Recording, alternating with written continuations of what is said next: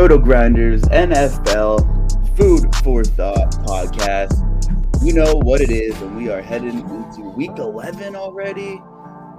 If you're just tuning in for the first time, you're not going to get a ton of analytics here because it's Monday to kick off the new week. But we're going to give you some takes, some hot takes, a little bit of analysis, a little bit of analytics.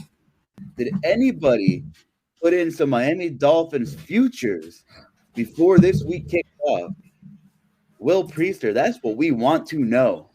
Yeah, I mean, I think if you got that in, didn't we get it at like plus 800? Was it somewhere around there last week? I don't remember exactly where we got it at, but I mean, I think we were in really good odds. And don't look now, Miami Dolphins should be leading the division. So I'm pretty.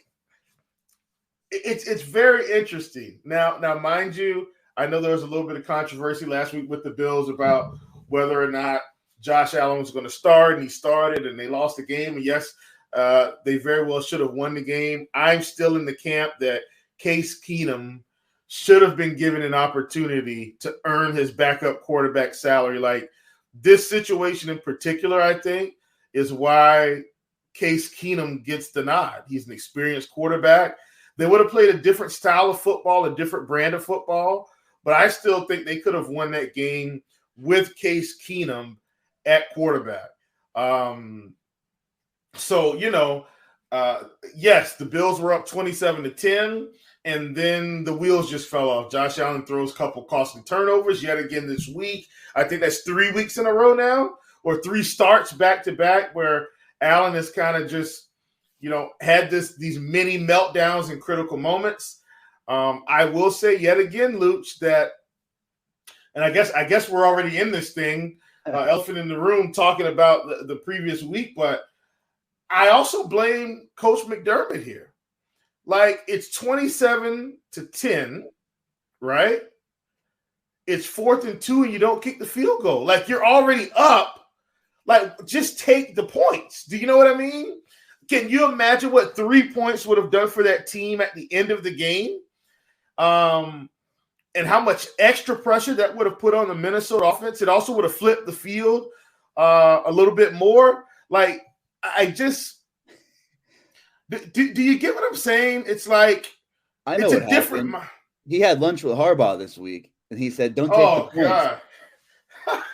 and if you look at what Jim Harbaugh's been doing, as he's beginning to take the points, what's happening to the Baltimore Ravens? They're winning football games consistently. Sabotage advice from his AFC foe coach, not a friend. But look, guys, seriously, look, I don't care how people feel. Like, they look at these numbers and they look at the analytics, and guess what? Analytics are very important, but they should not override common sense. And I think sometimes we let the analytics override the common sense factor in football.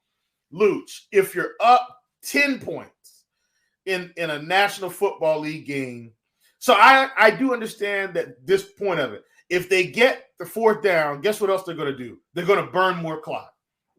But they didn't get it, right? If you kick the field goal, you're taking the extra 3 points when you already have a sizable lead. It's basically what's happening here, right? And so now, not only are you adding more points, you're forcing the Vikings to say, you know what? We probably have to go for 2.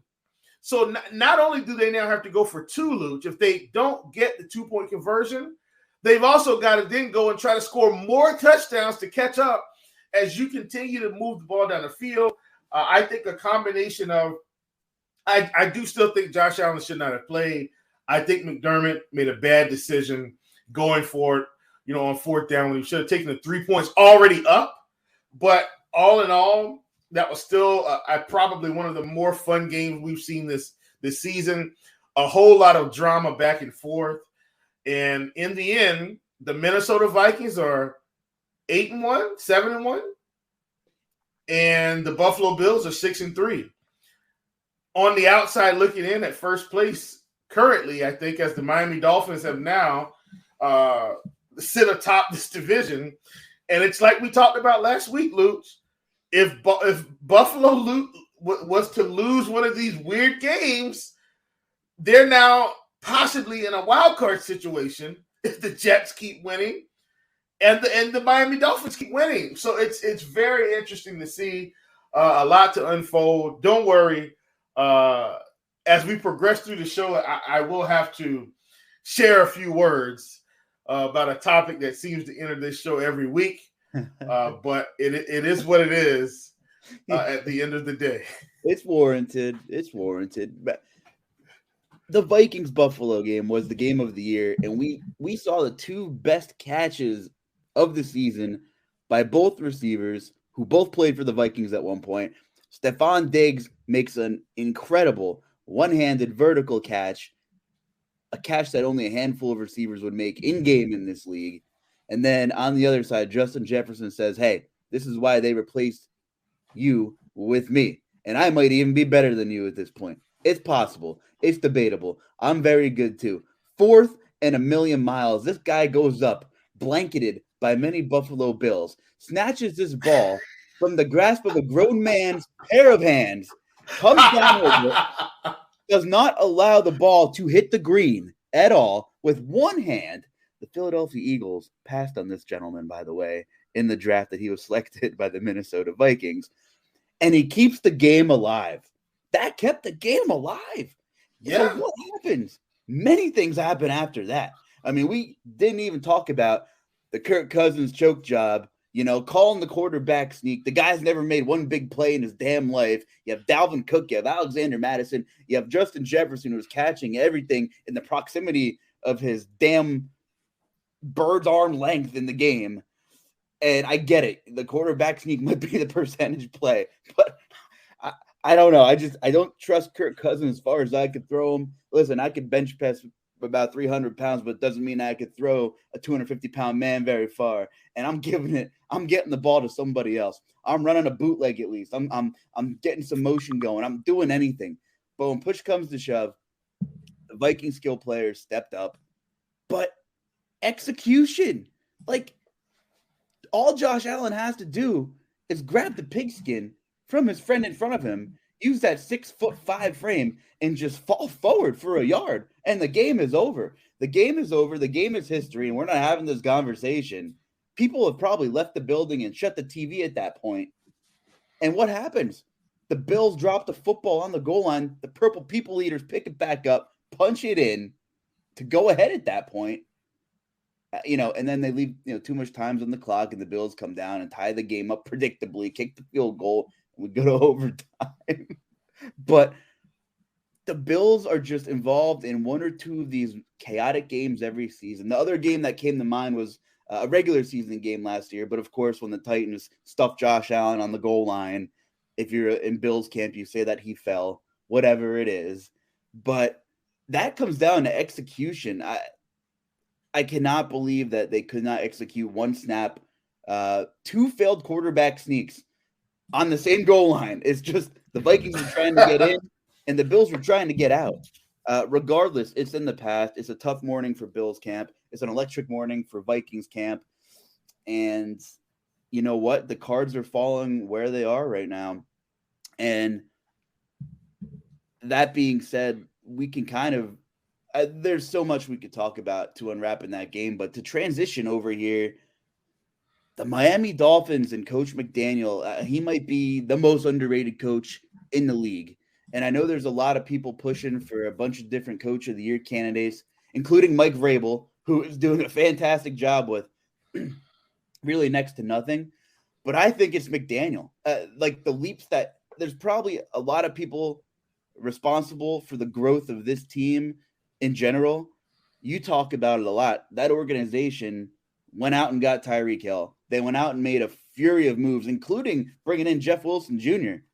So they did plenty of things. It's a top from the top down. Everyone's holding hands and singing Christmas carols, and all of their goals are in line with the same thing. We're winning now, and we're confident that if we bring the right tools to our guy Tua, whether it's talent, coaching, putting him in good positions, and look what he's doing. Like, this should have been a more competitive AFC game I know the Browns defense isn't fantastic this year, Chief, but they should be formidable.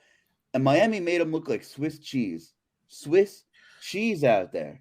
Yeah. So are the Dolphins going to put the pedal down and win this division? Like, how confident are you right now in the Miami Dolphins holding on and winning this division, Will? I'm very confident. I'm the one that told you to go get your futures in last week. I'm telling you, like, so here's the thing.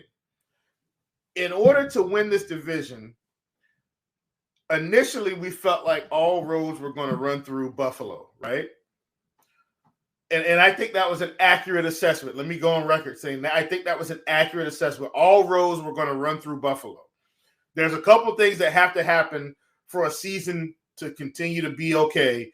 And so you have to have minimal injuries in the correct spots. So Tua goes out at quarterback earlier this season. I mean, and it looked like this season was over. And everybody's calling for the doctor's head, the front office's head, the GM's head. And when is the last time we talked about the Tua concussion? It's probably been a month. He's out here balling and nobody's saying anything about what happened.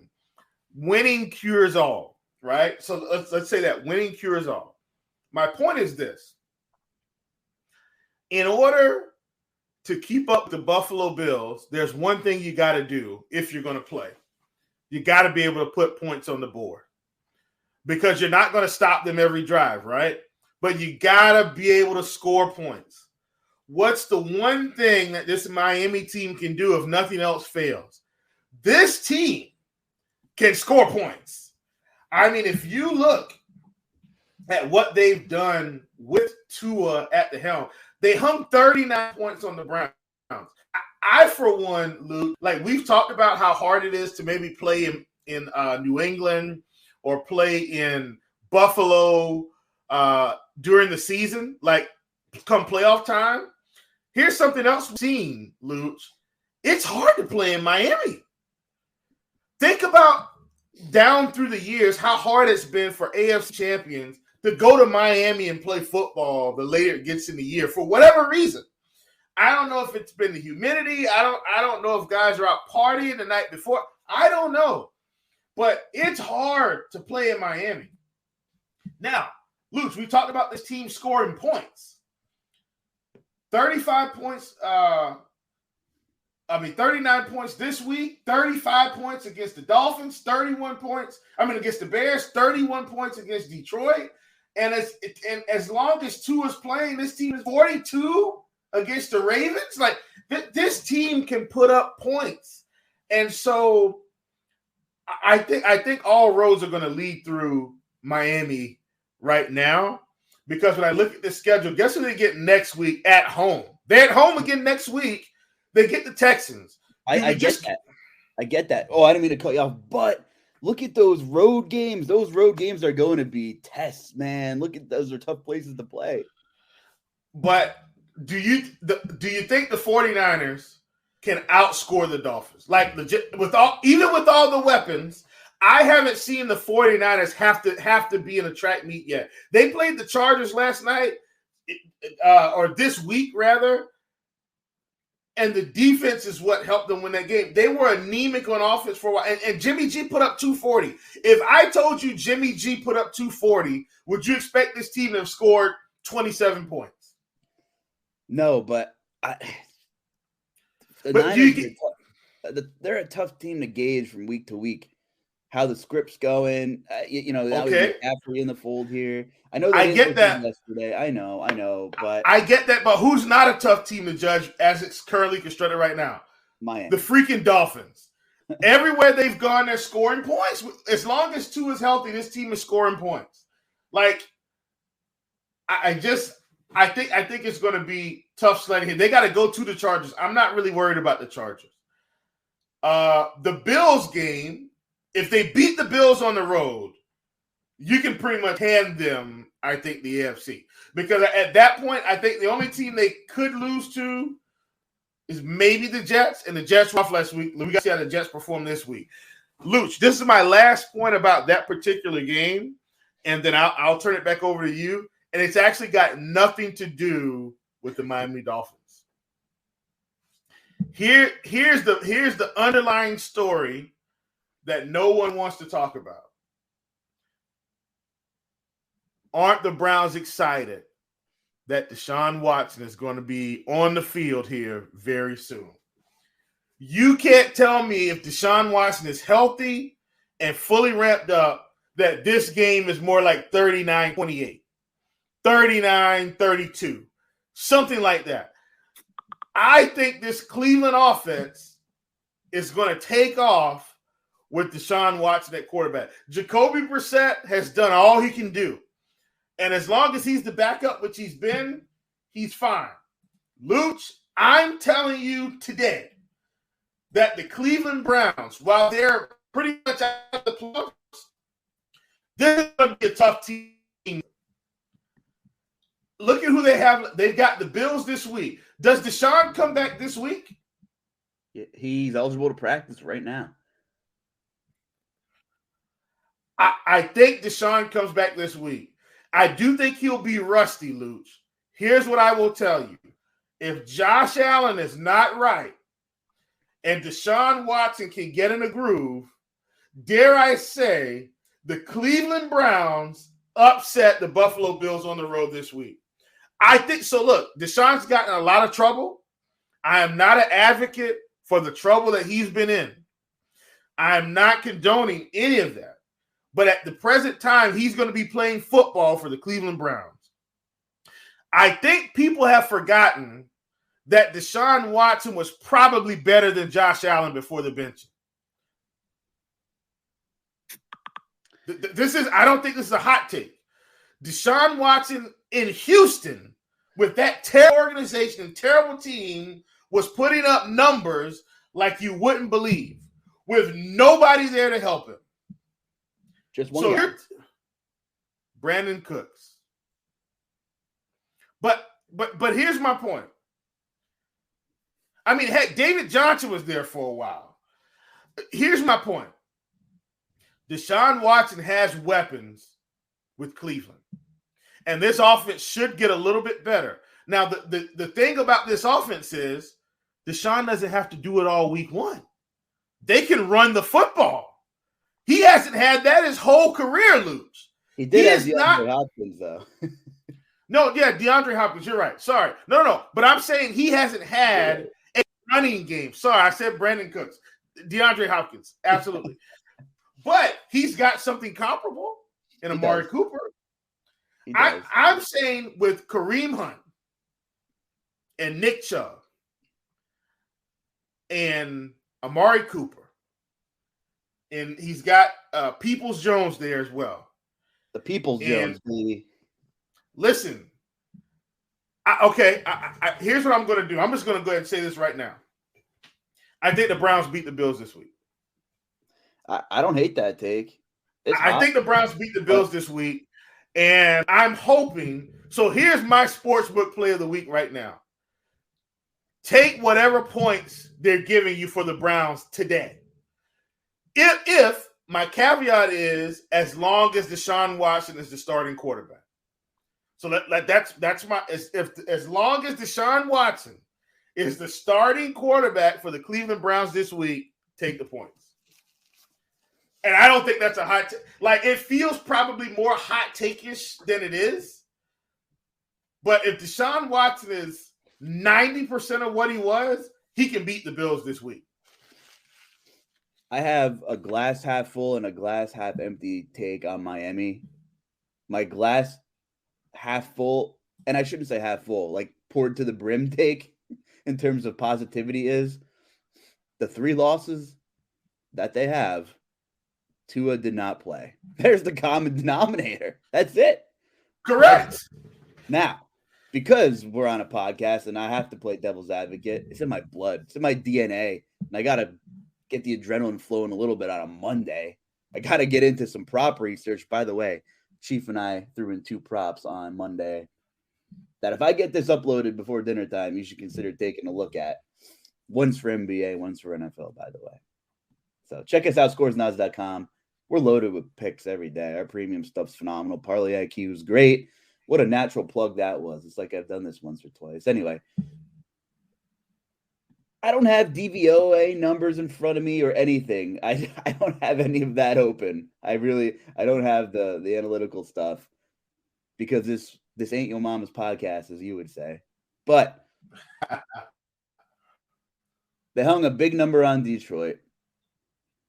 That's fine. Detroit doesn't play defense. They rank poorly in pretty much everything. Justin Fields just annihilated them for the most part, despite a boneheaded pick six. They hung a huge number on Chicago. Same argument as Detroit. Terrible defense. Don't do anything. The Browns are not good defensively this season either. I don't care what anybody says. 39 is a huge number. I understand that. They hung a huge number on a really banged up Baltimore team week 2 when the hype train started. That's when everybody got on. The tickets were sold out and everybody jumped on the train against Baltimore. I just wish we saw some of those middle games with Tua. Bengals on the road, Jets on the road. I wanted to see him in those environments. The Jets have a pretty good defense. I mean, they scored 21 points with Tua against Baltimore. They scored 20 against New England. They scored only 16 against Pittsburgh. I don't want to say the jury's still out because we know in the right environment, this team can put up points. We know the talent they have. I think maybe we're overblowing their offensive caliber here. The talent is there. The scheme is there. I really like Miami. This isn't a bash Miami segment that I'm spitting out here, but I think it's fair to say that I want to see Tua with all the bells and whistles in that offense. I'm excited to see him play across the country at San Francisco. I know the Chargers are banged up, playing across the country at LA. I want to see him put up 25, 26 points at Buffalo, in a couple weeks. I have no doubts that they'll win a couple of those games, but I'm excited to see him and this offense on the road, for a couple of weeks. And I have no doubts that they're going to be right there fighting with the Bills at the end. And that Buffalo game, which doesn't have a scheduled time right now, I'm guaranteeing you that thing's going to be flexed to prime time. And that's going to be one of the biggest games of the season in a couple of weeks. Absolutely. And let me say this too. I've got another take. Since we're this might be called the Miami Dolphins podcast today, and if so, that's cool. Here's my take on the situation. If you look at let me ask you this, Luuch, and I want your genuine response here, and then I'll get back to the rest of my take. 21 for 35, 261 yards passing. 1 touchdown pass, 4 rushes for 15 yards. How would you say those stats were in a general sense? Average? A little above average? Okay, average to a little bit above average. Those are Tua stats. His first game back after the massive injury against the Pittsburgh Steelers. That's his first game back after a full week of practice, coming off of probably one of the ugliest things we've seen. One of the ugliest things we've seen on a primetime game. Hands locked up, head hits the turf, looking like he might not play again this season. He's 2 to 3 weeks removed from that, and he comes back out and he's 21 for 35, 261 and 1, 4 rushes for 15 yards. They score 16 points. That's his first week back. And I'm an advocate for multiple weeks in the rotation. That's the same way I feel about backup quarterback. Their first week shouldn't be as good. Second week should be better. Third week should be better, right?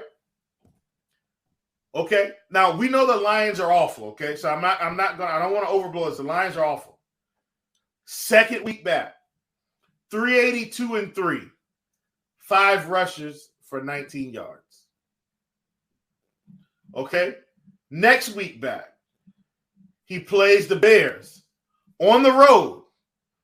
One of the hottest young teams in the NFL right now. 21 for 30, 302 and 3, 5 rushes for no yards. I'm not even giving you the wide receiver production. Okay. Last week, they played the Browns. Full control of that game. Never even a sweat. 25 for 32, 285 and 3, 1 rush for no yards. The man is putting up the numbers to get this team where they need to be. This week, the Miami Dolphins, folks, are they on a bye? Yeah. Dolphins are on a bye week 11, and then they get the Texans at home. Dare I say Tua's probably going to put up over 300 again, maybe 1 or 2 rushes for 10 yards. Week 13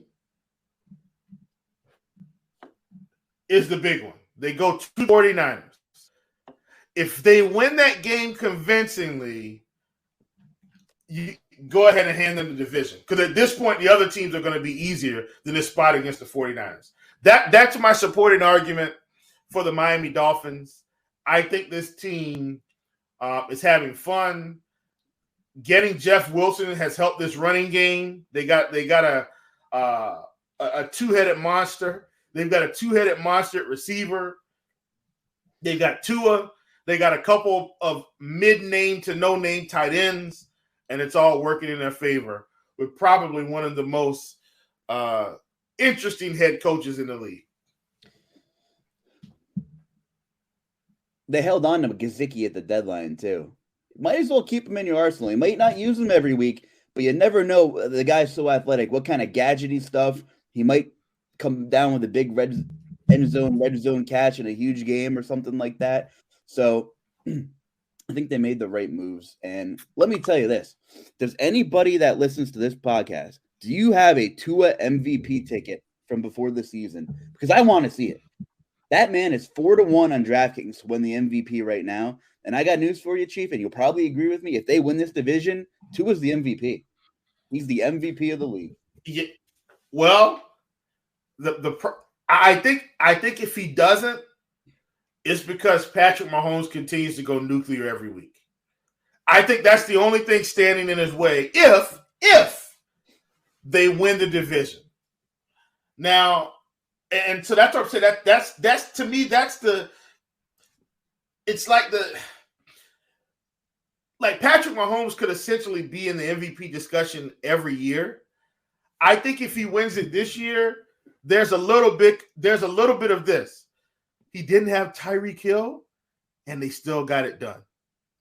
And I think for everyone that's kind of looking around, I think that's going to be one of the deciding factors. And then for Tua, it's like, they added Tyreek Hill, and now look at this offense. So let me ask you this. If Tyreek Hill goes for over 2,000 receiving yards, do you think he's in MVP consideration? I would, but no, because the history of the award and receiver directly correlates with quarterback, and I think Tua would get the votes. Okay. Especially with the horrific injuries he's dealt with. He has some narrativiness too with it now. He has the extra oomph to get him where he needs to be. So how about Justin Jefferson? So let me ask, and here's why I'm saying that. Justin Jefferson, I think, would be considered for MVP, and Kirk Cousins wouldn't even be in the discussion. Well, we still need to talk Jalen Hurts, but I'm just talking about guys in MVP. I'm not trying to diminish Jalen Hurts for what this is worth. I'm talking about, do you think Justin Jefferson deserves to be in the top 5 for MVP this year? Maybe. And Kirk Cousins isn't anywhere near the discussion. Do you think that's team value? Why do you think that is? That's my point. We say quarterback, but if Minnesota continues to run the table here, what if Minnesota doesn't lose any more games? I was just looking at their schedule. But what if they legitimately don't lose any more games? Because they've already got the monkey off their back. The Eagles still don't have the monkey off their back. Minnesota's got the monkey off their back.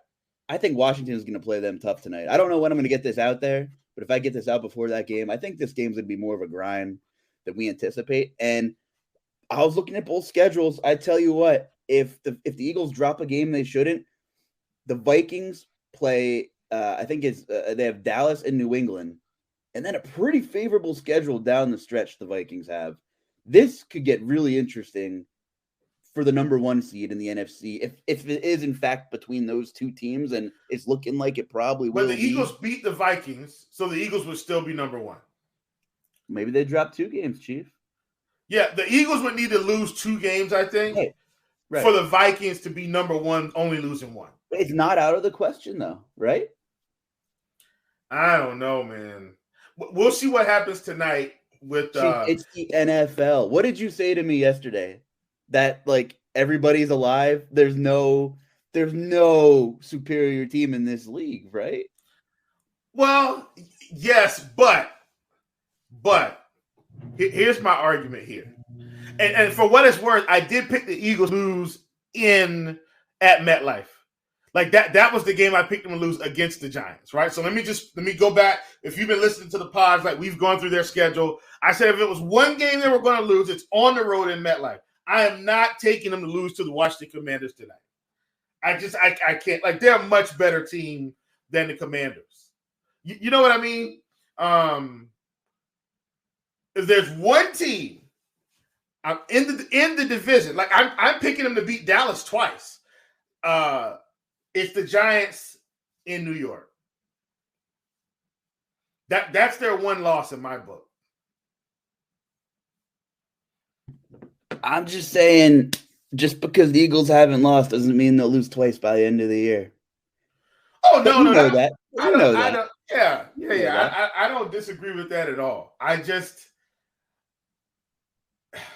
think this team is going to be prepared enough week to week to beat teams. And here's why. So here's another underlying thing. Since we're talking about the Eagles, Luuch, don't look now, but Jalen Hurts hasn't even really been running the football the past 2 or 3 weeks.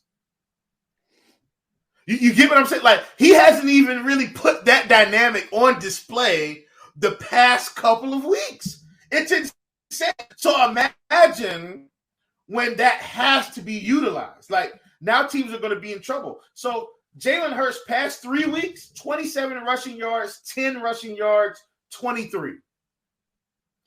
He has not even had to really use his legs to beat you.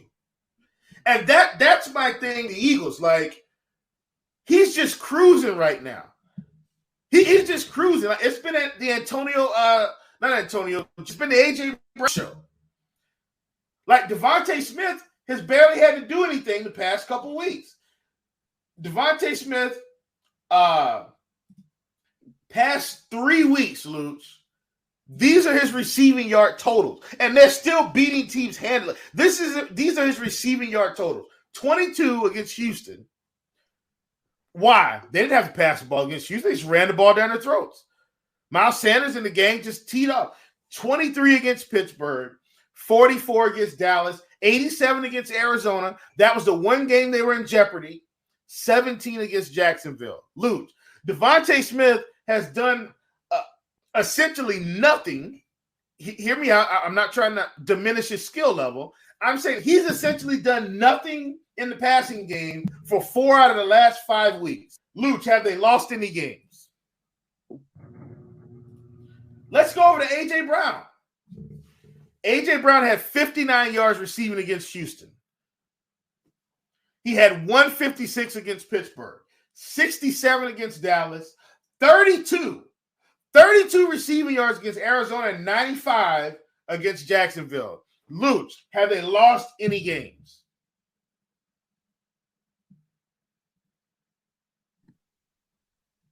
Well, they're undefeated. They're undefeated, so I feel like I'm in school again. I feel like I'm in school, and you're slapping the blackboard with the meter stick, and you're here's the difference. If they haven't lost, but hear me out here. Here's the difference, in my opinion.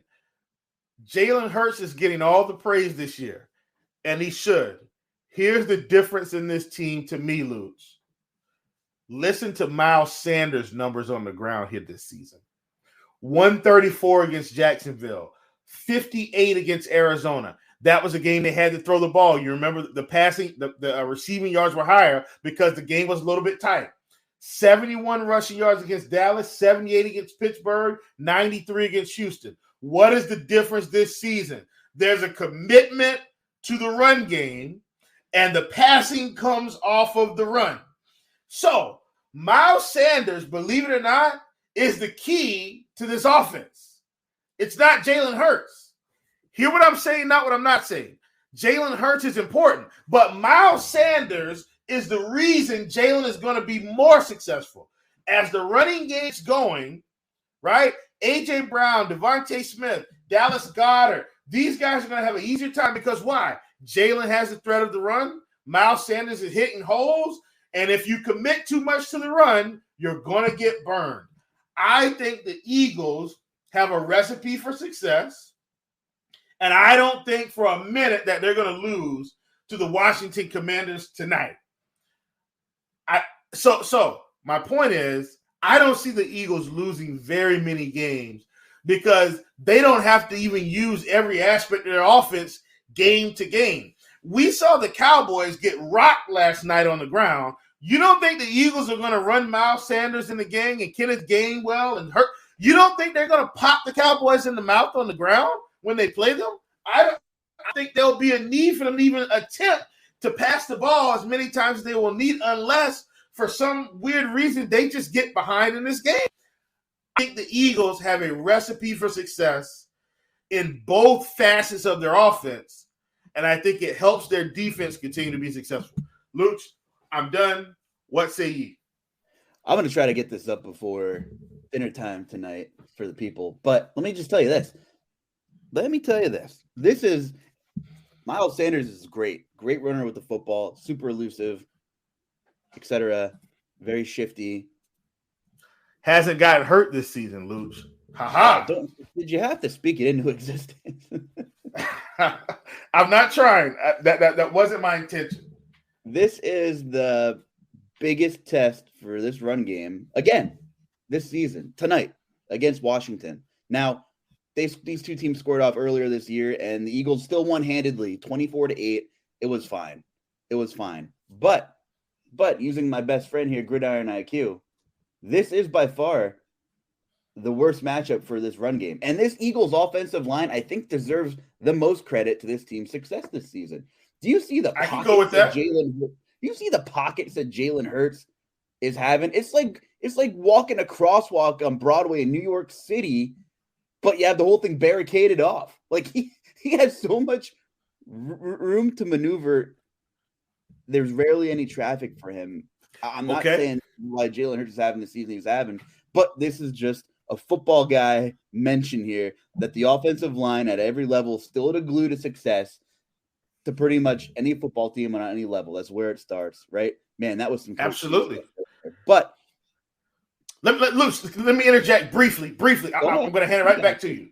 You got this. Remember, my caveat was both facets of their offense is working. Yes. First game against Washington this season, Miles Sanders had 15 carries for 46 yards. Yes. Kenneth Gainwell had 9. Jalen Hurts had 9 carries for 20 yards. Yes.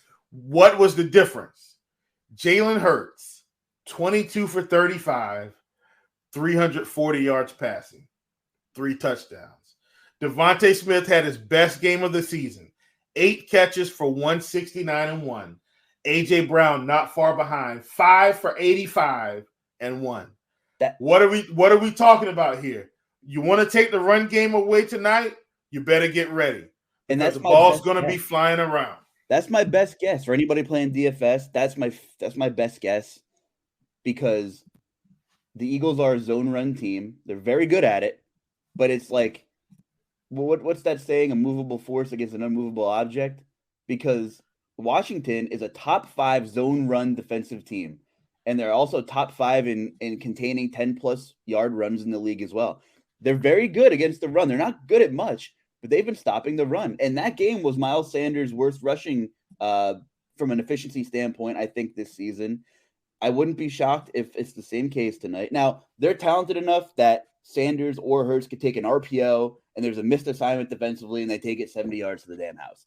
The Eagles have too many weapons and too many play designs and too many ways to fool you that I'm not saying for sure that Washington's going to shut down the Eagles' run game, blah, blah, blah, blah, and so on and so forth. But I wouldn't be surprised if Washington did his job up front enough to to make Jalen Hurts pass the ball again, and we're going to be eyeballing some props and things like that. And I don't know how much you like narratives, but it's Devontae Smith's birthday tonight. Maybe the birthday boy balls out a little bit. And Luuch, just like that, you've got me going to the prop sites. I'm going to take A.J. Brown and Devontae Smith receiving over.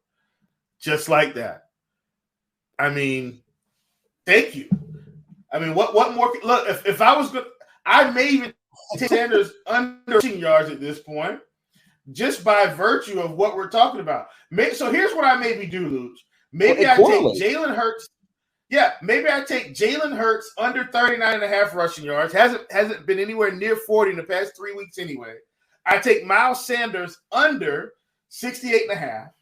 I take Devontae Smith over 53.5. A.J. Brown over 71.5. And maybe I take Taylor Heineke over 205.5 because I think they have to pass to stay in the game. Well, and if you like that kind of correlation, you need to check out Parlay IQ, because what Parlay IQ does on scores and odds, I'm just telling you, and you know this, as soon as you add a player prop to your bet slip for same game parlay, it'll start correlating. So if you take a receiver to hit his over, it's going to bump up the quarterback's overs as well. So everything works hand in hand, and it's really beautiful. So I want to give Parlay IQ one more plug here. So we kind of combined our elephant in the room with talking about a bunch of the contenders, and we're going to save Green Bay for our look ahead because they play Thursday night football. But come on. Don't do this, Luuch. You gotta let me get this off my chest. You said we're going to save it. I want to throw one more game in there. First of all, kudos to Jeff Saturday for getting his first win as an NFL head coach on the road. A guy who wasn't a great high school head coach, whatever, buried the Raiders. The Raiders season's done. I wish Devontae Adams and Aaron Rodgers could have just went to counseling and agreed to take some pay cuts, and maybe we wouldn't be having this, Aaron Rodgers talk every week, whatever. But another team that may have gotten buried for good this week, Chief, are the Super Bowl champions. They're 3-6 in an NFC. Neither team's starting quarterback played in that game. You would think on paper, with the star power that the Rams have, Cooper Kupp, you have Aaron Rodgers and Jalen Ramsey, you have some other pieces defensively, could not get it done at home. Stick a fork in the Rams. Maybe they wish they would have sold at the deadline and picked up some draft assets to start rebuilding this thing back up. The Rams are done, Chief. Absolutely smoked. Oh, yeah. No, they're not getting up off the mat. Let me ask you this question. Do you think Sean McVay needs to lose his job? No. So what do you think needs to happen with this team? I'm not saying McVay should be fired either. Here's what I'm saying. Any other coach that's putting together this stinker of a season, hear me out, Luuch. What we're talking about is the coach. Josh McDaniels is putting up a stinker, and guess what we're talking about? We're talking about Josh McDaniels, right? The guy's laying a stinker this season. If the Titans were being buried this season, we'd be talking about Coach Vrabel. We would. We were talking about the Bears coach to start out the season because they looked so terrible, and then now Justin Fields can do no wrong. We were talking about, hear me out here. We were talking about the former coach of the Carolina Panthers. I will not mention his name because he's gone now. And he was let go because of the stinker that was being laid. Now, I also understand that they're coming off of a Super Bowl, okay? But Luuch, this team looks bad. They don't just look like they're playing hard and some things aren't falling their way. This is a bad football team. Now, maybe there was some Super Bowl hangover in the beginning, but I don't think many guys on this team are concerned about playing football the rest of the season. I think they're trotting out there to collect their checks, and then they'll figure out in the offseason. How much of that? because I don't think you'll get this in any other media outlet. We may be the only ones, Luuch. I'm not saying Sean McVay should be fired. I'm saying, man, we may need to start taking a really close look at what's going on with the Rams. Here's why. My other point is this. This isn't the first time this team has looked this bad. The last season of Jared Goff was really close, despite more wins. See? That Jared Goff's gone now. We can't blame Jared Goff for this team's woes. And I think a lot of people tried to pin that bad season on Jared Goff. Maybe they should have. But this team's not a good football team right now. They had a good run last season, picked up a lot of Cinderella, shiny new pieces. Matt Stafford comes in the building. Everybody's feeling good. They get a Super Bowl. They do. This isn't the first time we've seen this from Coach McVay. How are we feeling? There's rumors that he'll up and out at some point, and I just feel like he gets the band together for one more season. There was rumors of Matt Stafford not being right, elbow arm issues, dating back from to training July. camp. Yeah, absolutely. I think that's the key cog here. The key cog is Matt Stafford getting right. I think if Matt Stafford gets right, they keep this team intact, I think they'll compete next season, and you get in the playoffs, and who knows. But then again, you got to worry about Aaron Donald hanging it up too, because he was very, very, very close to retiring as well in the offseason, as multiple reports from credible media outlets have came out and leaked some of that information as well. I think they run it back one more time. I think they clean up the run game. I don't know what the hell happened with Cam Akers. I hope all is well there. They need to solidify the offensive line. Try to bring in some super low budget Band-Aids up front. And I think they run it back one more time in a division that is going to be winnable. Listen, next season, I understand the San Francisco 49ers have a really nice team, but Garoppolo is going to probably go get paid to some degree somewhere else to do something. And Trey Lance has done nothing for me to move the needle. I know he's hurt, but from what we saw, we still don't know what Trey Lance is, and he's still probably going to have growing pains when he gets thrown into real game environments for a full slate of games next season, if he is in fact the guy. Disappointed a lot of people in best ball, that's for sure, this season. I'm with you. So I think they run it back one more time. Look, I'm with you, man. If it's a failure, the Rams implosion will be in the tail end of 2024, 23, whatever, the 2024 spring or whatever it is. So that's my take. There's so many things we can talk about, and you can help, intertwine them into our look ahead here. But we'll start with the Green Bay Packers, Dallas Cowboys, Green Bay Packers, Christian Watson coming out party. They're playing Thursday Night Football on a short week, hosting my Tennessee Titans, who had another win over Denver, missing 1 million people yet again. Talk to me about Green Bay Packers. I know you got to talk about some stuff here. This is a safe space here on Food for Thought for you, buddy. Oh yeah, I got to talk about it. I am going to backtrack temporarily. Yeah, for everyone that's going to say, well, the Rams had a winning record for the past 2 or 3 seasons before the Super Bowl. Yes, they did, but they still didn't look like a good football team, which is what I was talking about. Here we go, on to Green Bay. And so here's what I'm going to say, Luuch. I've talked about this before. I'm not going to attack Aaron Rodgers because they did not lose the football game. So this isn't about Aaron Rodgers losing, okay? I still don't think Aaron Rodgers is great right now. So let me just clear the air. I am not going to go on here and talk about the Green Bay Packers losing because they did not lose. I think the pivotal statement that introduced Aaron Rodgers to this podcast last season, Luuch, I think you'll remember this. My point was this: Aaron Rodgers may very well be the greatest game manager of all time. That is the statement, if we can remember, and Luuch, correct me if I'm wrong, I think that is the statement that introduced Aaron Rodgers and injected him into our podcast veins. Would you agree or disagree? Carry on as you are. The Green Bay Packers won yesterday 31-28. I'm going to read you Aaron Rodgers' stats from a winning football game that was 31-28 against the Cowboys. Not a bash on Aaron Rodgers for winning. I'm actually excited that they won the football game. Aaron Rodgers was 14 for 20. 224 yards and 3 touchdowns.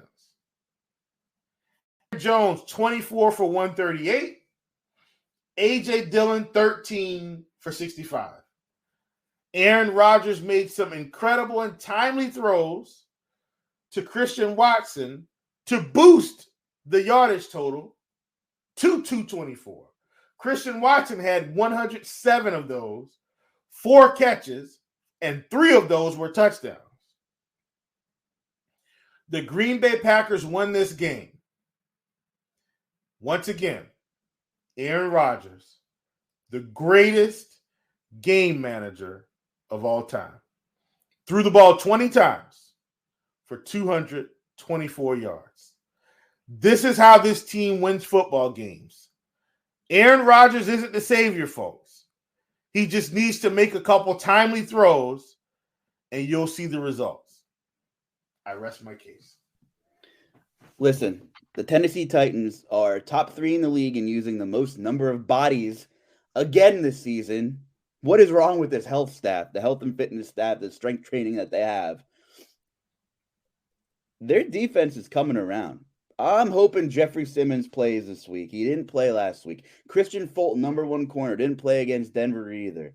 Zach Cunningham's on IR. Another LSU product, by the way, Christian Fulton. He's great. He's fantastic. Bud Dupree didn't play. And I know Denver has had their issues. But this Tennessee Titans team held them to 10 points.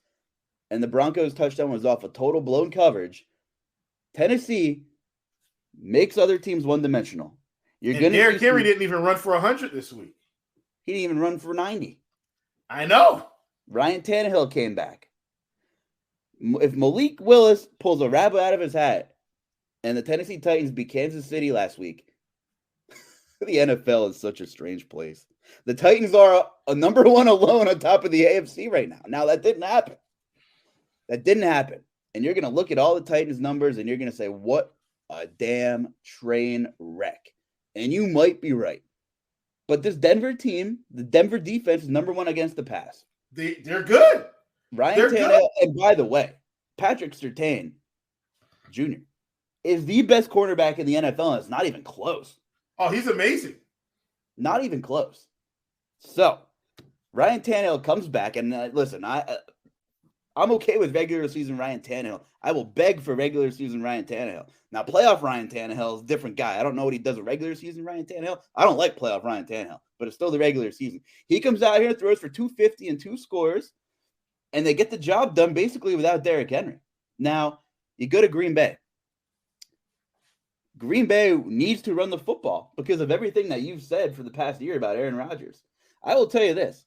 Aaron Jones and A.J. Dillon are not going to chunk this Titans defense, especially if not at all. Forget it. Best team against the run.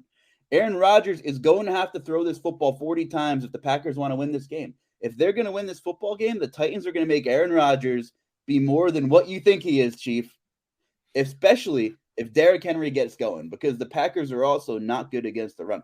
This is a terrible matchup for the Green Bay Packers. And I never come on this podcast lobbying for my Tennessee Titans, and they have tons of flaws on the offensive side of the football. They have tons of flaws. They need to make the game ugly. And I think, and also they've been historically bad at Lambeau. You're going to look at all the offense, not you, I'm just saying, you look at all the offensive numbers, all the metrics, the historical numbers of Tennessee going to play in Lambeau is effing horrible. But this Mike Vrabel team, they sat out a lot of guys last week that I'm hoping play on the short week, and I'm thinking that's what they were hoping as well, to get these guys back for Thursday. They're going to make Aaron Rodgers work for this win. I think it's going to be a 3 to 4 point game either way.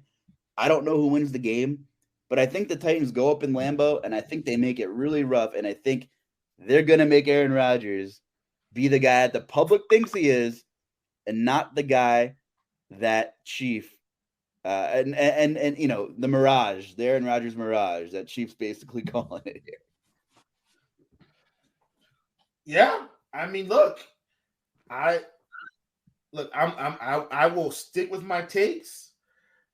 How else do you feel like the Packers were going to win this game? Because here's why: if they were going to have Aaron Rodgers throw the ball 40 times, the Cowboys were going to blow the top off of this offense. Like, he's going to be on the ground every other play. So I understand the dynamics of that as well. But once again, listen, you very little shade from me in terms of Aaron Rodgers this week. They went out. They won a football game. I cannot bash the team. But I did want to point out the Rodgers numbers. I do think that the Packers lose this game on a short week. Here's why. Short week is okay for the running game, not good for the passing game. And I think I think we've seen that before. Here's what travels in the NFL, Luuch. Any NFL analyst will tell you this. Any NFL player will tell you this. There's two things that travel well: a running game and a defense. Short week, on the road. You know Derrick Henry's going to be chomping at the bit, got bottled up last week, and the defense is going to be ready to show the world how terrible Aaron Rodgers is. I think the Titans come out of this game. I think the Titans come through with this one, Luuch, 17-10. Low-scoring game, 17-10 Titans. That's my call. I think you might see it's strange how it works, and much like Washington, Tennessee wants to make teams one-dimensional. You might see Rodgers with the 300-yard number, but he's going to throw the ball 45 times. They may or may not win. It may be an ugly game. He might win by a field goal and get the 300 yards, but that's what it's going to take. So I'm excited for this one. I think it's going to be a really good, ugly football game. Nobody outside of me and the rest of the Titans fan likes to see ugly football. If you turn on a Titans game, that's exactly what you're going to get. Ugly Mike Vrabel football. But, Luuch, here's the thing. And we can't take them away, okay? We can't take them away. But I do want to illustrate a point here. If you take away, because this is an anomaly, right? Like, that's what this is. Christian Watson had 4 catches for 107 yards, and 3 of them were touchdowns. That's not happening this week. So you can just throw that out of the window. That's not happening this week, right? The random weird touch. No, that's not happening this week. Tennessee, I might not believe in Tennessee's offense as a whole, Luuch, and I'll go on record telling you that. I don't believe in their offense as a whole. I believe in Derrick Henry, offensive line. I don't believe in their offense as a whole. If they were more healthy, I'd have a different outlook on this. They're not great right now with all these pieces missing. They're just, they're just not. What I do believe in is Derrick Henry, and I do believe in this defense. Here's why. How many yards did Russell Wilson throw for this past week? 280. 280. How many points did the Denver Broncos score? 10. How many yards did Patrick Mahomes throw for just the week prior?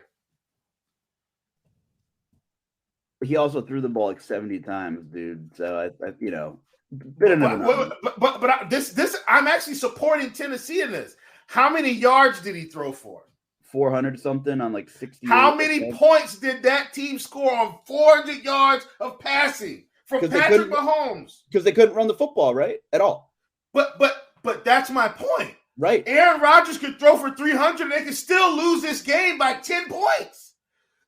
You give it like this defense, like I don't think people realize actually how good this defense is. It's what Lovie Smith wants to be in Houston, but he doesn't have the right pieces to pull it off.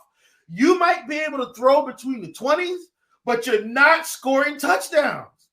What can the Green Bay Packers not do outside of this past week with Christian Watson having the game of his life? They can't score touchdowns. Guess what the Denver Broncos can't do? They can't score touchdowns. If you can't score touchdowns, the Kansas City Chiefs could barely score touchdowns, and this is one of the more high-octane offenses in the league. Luuch, if I told you today without knowing what happened that Patrick Mahomes threw for 450 basically against the Tennessee Titans, you'd say, my God, they must have beat the Titans 38-10. The Titans pretty much won the game. I just don't think I don't care if Aaron throws for 500. What has Tennessee proven to us over this season? You can throw for as many yards as you want. As long as you're not scoring touchdowns, we don't care. We'll get the ball. We'll run with Derrick Henry. We'll play ball control. You're not going to run the football. And they're going to make Aaron Rodgers throw to, they're going to make Aaron Rodgers throw to probably one of the interesting wide receiving cores he's had in 10 years. What do you think is going to happen this week? Christian Watson's not going for 104 and 3 touchdowns. That's not happening. Christian Watson may go for 50.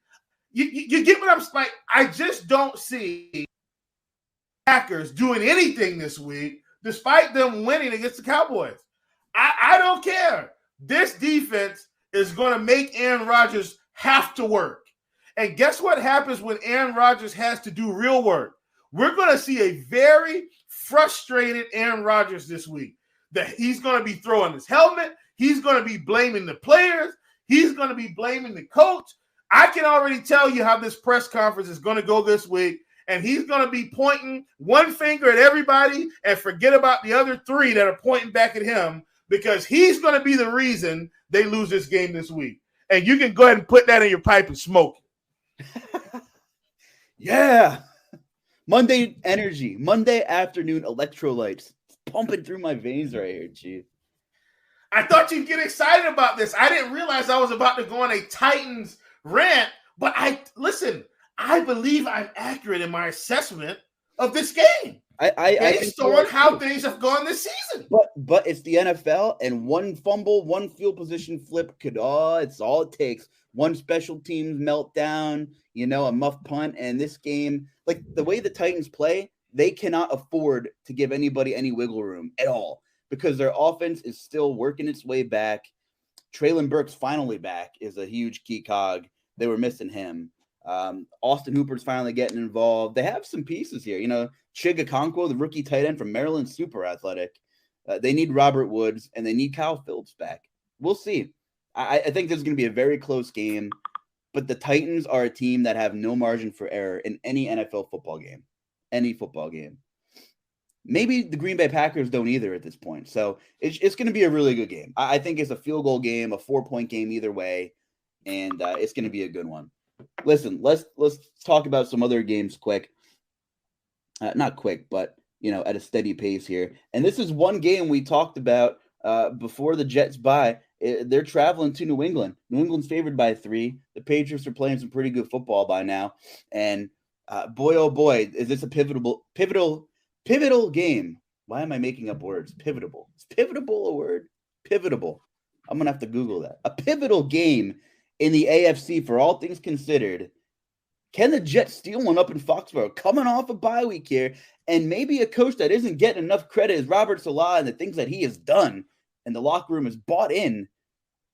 Just amazing stuff there. Huge kudos to the Jets, who I don't think people are talking about enough this season. Winning cures all. If you buy in and the wins start to come, the team starts to believe, and guess what? The coach gets the attention of the room. Why? We're winning football games. So something he's telling us must be working. Let's continue to listen to a little bit more of what he has to say week to week to week. How do I know this, Luuch? I played sports, right? I played sports pretty much my whole life. One of the things, and I've been a coach a good portion of my adult life. I've also been the product of a team. Look, and I coach high school sports, okay? So I don't want you guys to think I'm out here coaching some, high school sports, okay? But here's what I understand. If you can get the players to believe and to buy into what you're trying to tell them and share with them, that's going to do wonders for your season, right? And I'm going to give you a very short, hopefully, JV basketball story, girls basketball, about how that works. So if you don't know much about girls basketball, and I know this is a football podcast, oftentimes when the season starts, even in boys basketball, but especially girls, they're a little rusty sometimes because I feel like perhaps girls don't get the same attention in the offseason as the guys do. And it is picking up where they're playing AAU basketball or they're training or they're doing things to keep themselves going in the offseason. Luuch, on the first day of practice, without fail, every season, I go through every player and I say, hey, what's your favorite color? What type of food do you like to eat? What type of music do you like to listen to? Have any sisters or brothers? What do you like to do for fun? Where do you like to go travel? Right? How many of you grew up here? And I ask these types of personal questions for a reason. Because, Luuch, what I'm trying to demonstrate is that we're all going to grow up a different way. We're all going to be different. We're going to have interests, different hobbies. But guess what? When we get inside of this rectangular box here, we're one of the same unit. We've got on the same jersey. We represent the same school. We're all representing a purpose, right? And we're all part of the same family at this point. Because the season started now. There's no more fun and games. Then I say, all right, does everybody understand what I'm trying to demonstrate here? We've all got to be on the same wavelength if we want to get the things done that we want to get done, right? We're all going to be different. We're going to have different roles to play, some more or less than others. But each one of us is equally important in the role that we have. And that's to support what we're trying to get done here. And then I roll the balls out. And I already know what's going to happen, Luuch. I say, hey, let's get the layup drill going. I'll let them go for 5 minutes. Here's what's going to happen within those 5 minutes, Luuch. Half the team is going to miss layups. And guess what they're going to do as they miss the layups? They're going to drop their head and run to the rebound line. They're going to say, oh, they're going to miss another one. Another head's going to drop. They're going to commence to do that for about 5 minutes. Then here's what I'm going to do, Luuch. I'm going to stop the line. I'm going to say, everybody line up on the baseline. I'm going to say, now look, I've got one rule of thumb. And no, don't be afraid. We're not about to run laps. Here's my rule of thumb. I don't care if you miss the layups. What I don't want you to do is give up on the next play or give up on yourself. I don't want to see, hear me out. I don't want to see heads dropping when we miss the layups. Here's what I want. If you miss a layup, I want you to turn around and start running as hard as you can, and let's get back on defense. What does that do, Luuch? It sets an expectation that we're not going to have a losing mentality, right? No matter what happens, we're going to continue to fight until the end. Well, Luuch, here's what happens inversely of what I'm trying to teach them. Do you know how many layups they start to miss now? A whole lot less. Why? Because they're not afraid that they're letting me down because they missed an easy shot. Because my expectation is that we continue to play basketball, not worry about the other outside things that we can't control. You're going to miss layups. I need you to keep playing basketball, right? Here's why I'm saying that, Luuch. The culture changes, right, when the coach has realistic expectations and the team buys in. Why am I saying this about the Jets? I'm going back to the coaching. I think this team is bought in. We're seeing Sauce Gardner play immaculate football. And even with quarterback deficiencies, we're seeing this team stick together, stick to the game plan, and continue to play. They lose Breece Hall. They bring in James Robinson. Michael Carter continues to play football. And guess what? This team still is winning football games. I mean, my God, C.J. Mosley is a tackling machine. This team is playing great football. They're going to Foxborough, and I'm expecting this team to be very prepared. I'm expecting them to be bought into the game plan, and I'm expecting them to come out with victory. A long story, but the point is, I think this team has had an amazing culture shift, like the Giants, right? The Giants have had the same culture shift, and it's turning into winning football. I like the Jets this week. Well, listen, we're looking over our left shoulders here, and we're yielding onto the holy shit highway because I feel like every time I open up Colts Twitter, I'm saying, holy shit, what are they doing now? They bring in Jeff Saturday, which is great. I love the move personally. The guy has, the story. No NFL experience, was a pretty bad high school coach, doesn't matter. The guy can lead a group of men. He's did it his whole career. They go out there and they beat the Raiders. They run the football. Weird. An offensive lineman who's a head coach, a very good one, wants to run the football. Jonathan Taylor pops off. They beat the lowly Raiders. I get it. It's the Raiders. But the Raiders are still an NFL football team with Devontae Adams, Josh Jacobs, and Derek Carr at the helm. And I still think that's a very impressive first win. Dare I say the Colts have a chance to knock off the Eagles in their next game? Dare I say, dare I merge dangerously onto holy shit highway here? And I have a couple people listening to this pod thinking, holy shit, here he goes again. I'll stop cursing a little bit here. But, I mean, seriously, the Colts did this. The Colts last season were dead in the first half and just go on a torrid stretch in the second half. I don't know if Jeff Saturday is going to be this guy, but what happened this week? I think it was a little crazy of them to go away from Matt Ryan. I don't think the injury was that significant. A guy who has been there, he's done that, and had the locker back, room. Baby. He's back. I know he's back. But did that bring the locker room back enough? Did ripping apart everything that happened, bringing in a new guy who is highly respected in the Colts world, and inserting the veteran who should have never lost his job in the first place back in, that reel everyone in enough to be like, now we're back in business? How are the Eagles going to lose a football game? Someone's going to establish the run. Can the Colts do this? Are we saying, am I crazy? Am I on drugs? Am I drinking too much? Or am I just driving on high? Am I driving on crazy taxi highway right now? Or do the Colts have a legit shot? Eagles coming on short week an extra day here, or one less day, I should say, for the Eagles. Is there a shot the Colts knock off the Birds at Lucas Oil? Jeff Saturday 1-0 so far as a head coach in the NFL. After this week, he's 1-1. Okay. They're not beating the Eagles.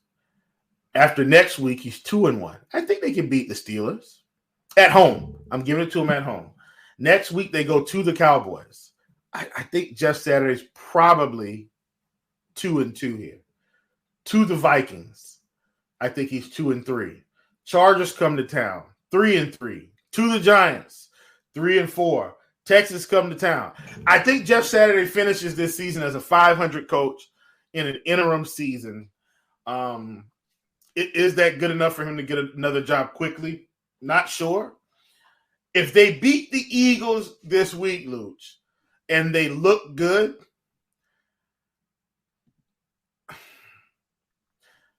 it's going to suck because everybody talks about the Rooney Rule, and I do think the rule needs to be in place.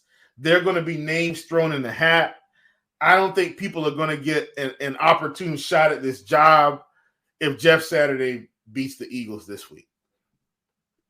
I can tell you that if the Colts beat the Eagles, not this week, excuse me, Sunday, or the 20th, yeah.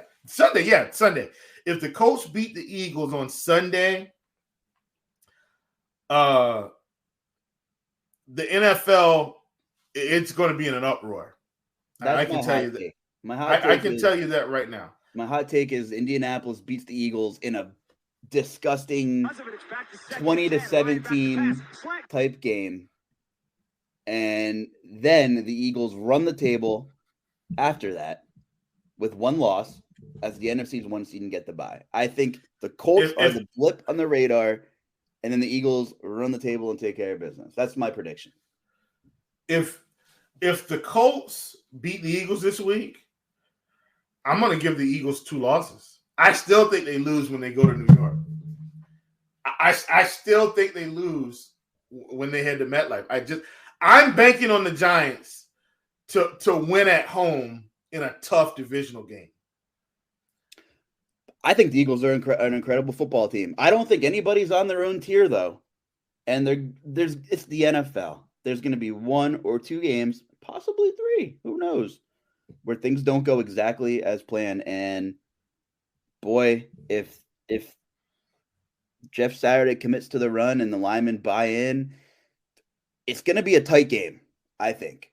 You got Stephon Gilmore back there who looked really good. There was one bad play I think he had, but came up clutch on the goal line, knocked away a pass late in the game, and did some really nice things. So I think I need to throw one hot take in there. That's my hot take. The Birds are a really good football team, but there's going to be one blip on the radar. Can I throw my somewhat look ahead? Yeah. In the hat. My look ahead for this week is actually the Raiders-Broncos game. And it's really about the state of these two franchises. So, we saw the Broncos go out and lose to the Titans, and it's not looking good for Russell Wilson right now. I mean, this looks like a bad trade. Even though Seattle lost this weekend, this is still looking like a really bad trade for the Broncos. And I'll say this again. It feels like the Denver Broncos are where quarterbacks go to die. I mean, even Peyton made a Super Bowl, but man, Peyton looked bad in that last season with the Super Bowl. I mean, whoo. They've had the guy from Memphis, Peyton. What was his name? I can't remember his name. They've had the guy from Memphis, Paxton Lynch. They've had Drew Lock. They've had Trevor Siemian. I mean, it's been they have not gotten this quarterback thing right. The first order of business is Nathaniel Hackett has to go. Get rid of him before the season's over and start. John Elway needs. I don't even know why John Elway has his hand in this pot, because clearly he needs to get his hand out of the pot. I mean, and so they go and get Russell Wilson. And for me, I was thinking, oh, wow, okay. The Denver Broncos actually got their guy. And Russell Wilson looks about as bad as he could look for the amount of money they're paying him to be the leader of the quarterback room. That football team. That offensive line is so bad too. But what irks me about Wilson the most is just the obscure things he says off the field. Just doesn't seem it's different than the way Aaron Rodgers carries himself. He's not putting blame on others. It's just bizarre deflection. Just show that you can't. It's just weird. It's just always, let's ride Broncos country. It's it doesn't do anything for me. Say something with some substance behind it, Russ. Correct. He's so spaced out, I feel like. Yeah. Listen, I'm with you. Now, I'm going to go over to the other side where we saw some extreme passion here from Derek Carr. And Derek Carr is, getting emotional and teary-eyed at the podium. Guess what? I'm all for it, man. I'm in this thing. I want to see guys passionate. And Derek Carr says, the things we have to do, and look, I'm quoting or paraphrasing. Let's go paraphrasing. I'm not quoting him directly. I'm paraphrasing based off me watching a snippet of the interview. And Derek Carr says, the things that we have to put in our bodies just to go to sleep at night. The things we have to do just to get on the practice field. Just to practice, right? And he says, this is really pissing me off here. Not only that, Luuch, he says the key word here, and I think we heard this from Ryan Clark if you watched any ESPN. The key word, the things that some of us are doing for this to be successful. Some of us. And old buddy, I've been on this road before too, Luuch, and I think I'm correct in this. Josh McDaniels needs to be a lifetime offensive coordinator. Head coaching is not for him. I think sometimes we see the coordinator and they're doing well, and we want to boost them up to the top. But sometimes guys are just really good coordinators, and we don't want to accept that, right? I think McDaniels may be gone at the end of the year. I think so. This season is continuing to get worse, and I just don't feel like he's the motivating factor for the Raiders. I think Devontae being there should have helped this team offensively. And believe it or not, by the end of the season, Devontae's still going to have really good numbers overall, despite these games spaced in between where he's looked non-existent. But his numbers are going to be fine. What's not going to be fine is the win and loss column, as I think they're going to continue to lose football games. And this is going to be Derek Carr's probably one of his tougher games of the season, because Denver is going to limit the amount of passing yards they can put together this week anyway. So these are two organizations that seem to be in disarray, and this week isn't going to help either one of them. But I wanted to point this game out because I think major changes are on the horizon for both of these football teams at the end of the season. I can't disagree with anything you've said at all. I'm going to leave it at that. I can't sum it up any better. Changes are necessary, absolutely necessary. And I know we're running a little long on time here, and we have to talk about GPP food of the day and story time. But maybe the biggest game of the week is Dallas and Minnesota. So can we talk through that one? Dallas, Minnesota. I'm going to keep this one short and sweet. I'm actually going to take the Vikings at home. Look, and I know the other side of the coin is, man, just won a big game in Buffalo. Should be a letdown week. Here's why I'm not saying it's a letdown. Buffalo's an AFC team. They won that game for pride's sake. This one counts. This is a conference game. They better win this game this week if they want to keep being elevated as one of the creme de la creme teams in the NFL.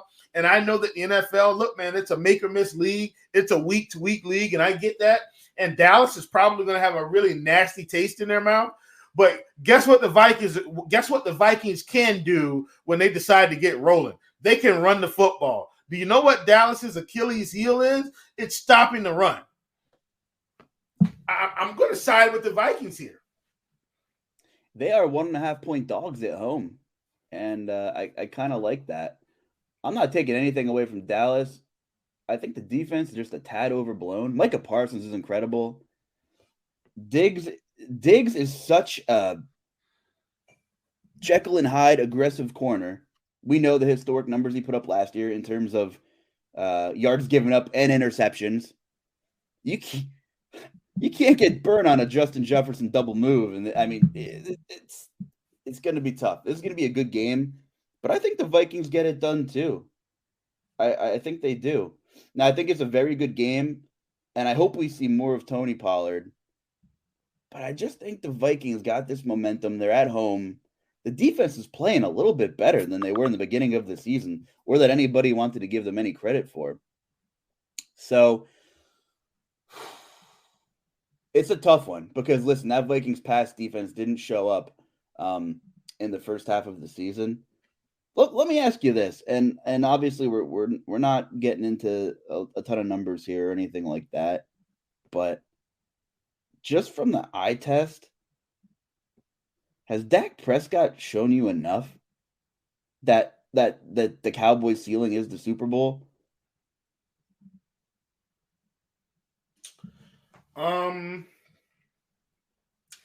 Honestly, I think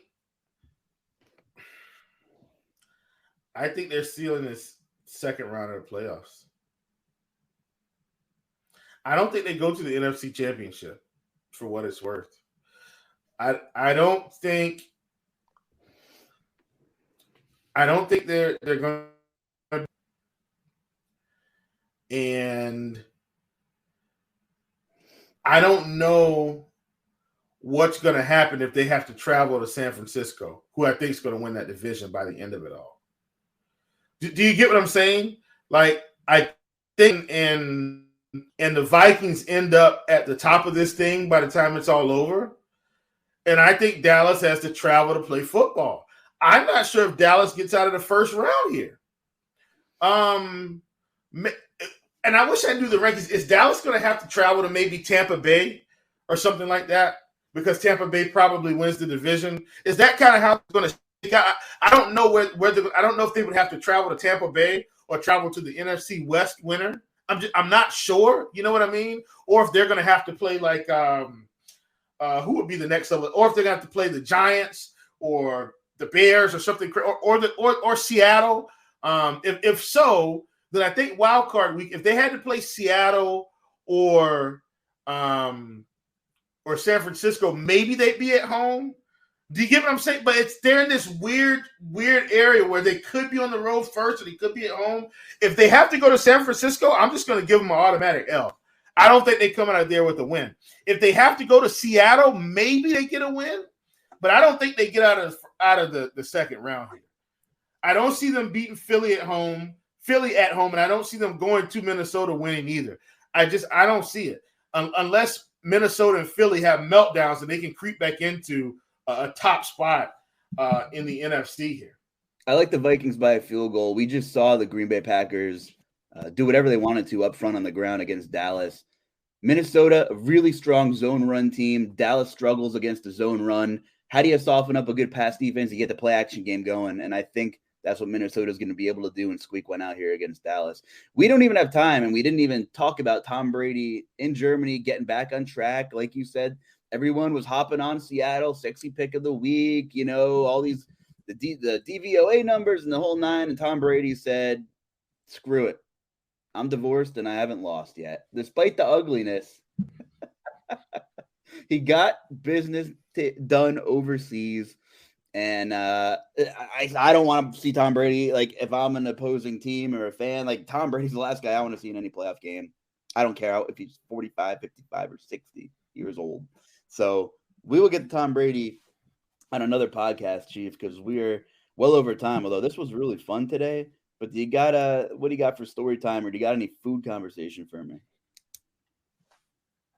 Oh, I've got a big one, and it's about Hardee's Carl establishments, folks. I took a journey to my local Hardee's restaurant. Now, let me just clear this up. Hardee's has been my favorite fast food restaurant for my whole life because that was the fast food restaurant I had in my very small town. I didn't have McDonald's. I had KFC, had Hardee's, had Dairy Queen for a little while. So when I was a kid, mind you, I went to McDonald's, I went to Burger King, I went to all these places, but it just wasn't in my town. So as a kid or as a teenager, when I could drive myself, if I wanted to hang out with some friends or do anything, where did I go? To my local Hardee's. So that restaurant has been in my life for a very significant amount of time. Let me tell you something, folks. I will not be spending any more hard-earned or not hard-earned American dollars at any more Hardee's establishments. Usually I get on here and I want to tout about the food place or the food that I received. What I'm going to talk about is the food that I didn't receive this time. Went to my local Hardee's. If you guys don't know me, I'm one of the nicest guys you'll ever meet. I'll give you the clothes off my back if you need it. I'll give food to the homeless. I'll look out for you.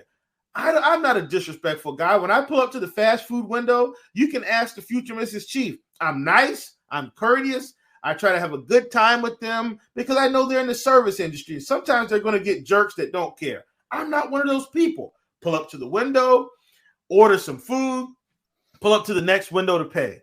I paid. I get my receipt. Now, mind you, when I'm at ordering the food, the lady already feels a little bit rude. My fiance's in the car. She's like, hey, she seems a little edgy, doesn't she? Yeah, but I know she works in the service industry. I'm not going to hold it against her, right?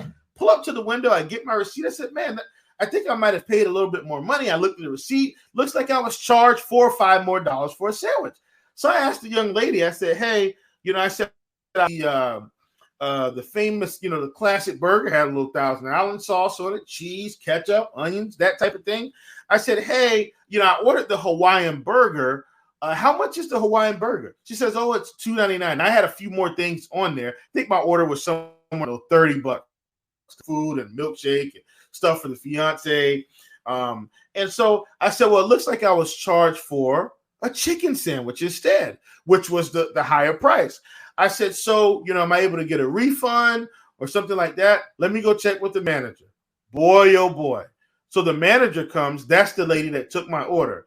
She says, well, you're going to have to pull up because I don't have a chicken sandwich made right now. You can take this burger because I've already made it. I said, well, whoa, man. I said, no. I said, I actually ordered. No, she said, you can take this burger. I'll have to get the chicken sandwich. I said, well, I actually ordered a chicken sandwich, not a burger. I said, it was just rung up incorrectly. I said, I don't have a problem waiting. Well, I've got the burger made right now, so you can take that. I said, whoa, ma'am. I said, now, I wasn't being disrespectful with you. I said, I wasn't the reason this order was rung up incorrectly. I said, I gave it to you at the window. I said, you rung up the chicken sandwich. I said, so I shouldn't have to be punished by your rudeness because you made a mistake. And she's going off. I said, well, ma'am, let's do this. I said, listen, she was saying some really nasty things. I said, can I just get the number to the manager? So she gives me the number after I had to sit there for 10 minutes waiting for the wrong order. And I said, you know what? I'm going to run this up the food chain. So the manager was someone local. Maybe they owned it. Maybe they didn't. I didn't care. I called Hardee's corporate and submitted my complaint. Luuch, I want you to ask me, Chief, did you get a phone call? The answer was no. No, I didn't get a phone call from the corporate office. And I said, you know what? I'm taking to Twitter. Please do not support your local Hardee's establishment. Bad service that I've received good service over the year, but that left a really nasty taste in my mouth, literally and figuratively, folks. I don't like bad service because you don't have to receive bad service. I'm going to take to Twitter. I need you guys to support this. We're going national with this thing. It's going to be #NoBS. That's sad. And I want you to get on board. Yes. #NoBS. And in parentheses, I'm going to let people know that it stands for bad service. We're not doing anything vulgar here. But they're going to get it from me for this one. Because I've spent thousands of dollars there over the years. And listen, the way that lady treated me, you wouldn't want to be treated the way I was treated. I've watered down this story for the live air. Trust me, it was really bad. You're one of the most respectful people I know, so that probably speaks volumes about the service you received. And I respect. I'm just like you. I understand the service industry. I was in it when I was younger, and I spend a lot of time at restaurants and bars. So I take care of the people, if they're nice, and even they own up to things that they do incorrectly, and vice versa. Or everyone has bad days too. But I take care of them, especially spots I go to frequently. You know what? I take care of you. I'm a pretty generous tipper. If even if the service is adequate, I get it. Everyone's short-staffed everywhere, but to go over the top, to go out of your way, to be rude, it doesn't sit well with me either. So I totally get it. Just for the sake of time, we will get out of here, and I'll bring you a nice story time and food of the day thought next podcast. Anything else, Chief, or are we heading home? Sorry for the long podcast, folks. Let's head home. I know this was a long one. Thanks for sticking with us, folks. Just think of this as a radio show and a podcast, and you'll feel just fine on your drive to work this morning. We can't apologize. That was good content. I think we had some good, fired-up discussions for once. And you know what? We're going to get this out on a Monday. We're going to get this up on a Monday, so go a little bit longer, add an extra day to it. We will see you guys later this week. We got multiple morning grinds. Chief and I are covering. Ooh, buddy. A couple other shows that we're on. So stay tuned for the rest of the RotoGrinders lineup throughout the week. We will talk to you hopefully soon. So have a good week and good luck, everybody. Thanks for tuning in.